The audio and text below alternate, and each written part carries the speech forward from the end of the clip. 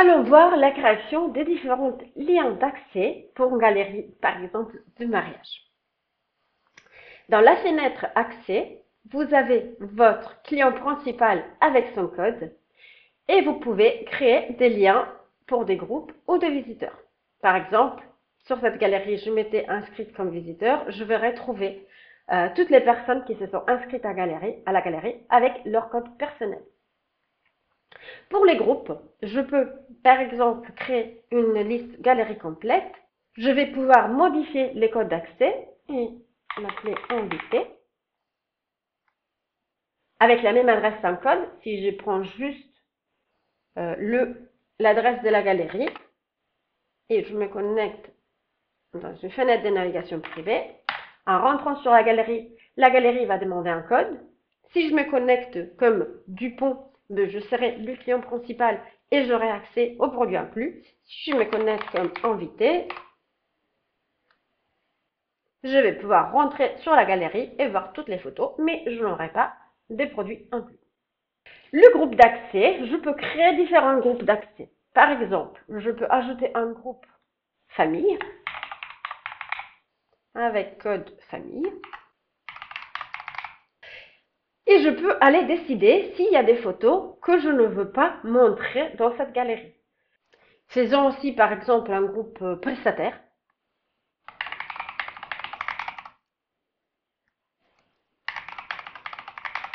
Maintenant, je peux envoyer la galerie à la famille avec les liens par code d'accès ou créer un QR code. Ça me permet de, par exemple, faire des cartes directement. J'ai créé la galerie avant le mariage, je fais des cartes avec les QR codes et je les donne aux invités, à la famille, dans ce cas-là. Et la même chose pour les prestataires. Donc, ça sera directement les liens de la galerie avec les codes de prestataires.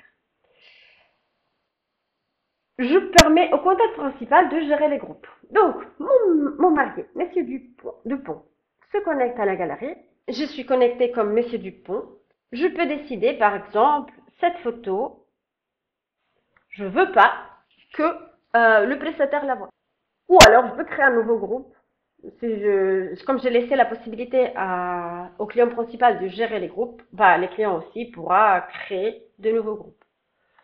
Donc, je ne veux pas que ça le voit. Je peux aussi demander à mon photographe de créer des sous-galeries. Donc, par exemple, on va faire photo, ajouter un dossier cérémonie.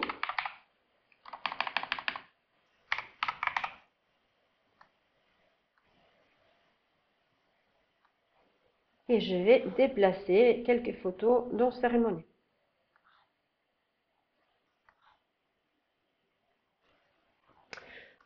Mon Monsieur Dupont qui se connecte à la galerie, il pourra voir les photos séparées par galerie cérémonie et il pourra décider cérémonie. Ça, je ne veux pas du tout que le prestataire puisse le voir. Je veux que la famille puisse le voir, mais je vais quand même cacher quelques photos pour la famille. Donc maintenant, si je veux envoyer la galerie au prestataire, je donne le lien avec les codes d'accès au marié, accès, groupe prestataire. Donc, copier les liens avec les codes d'accès, fichier incognito.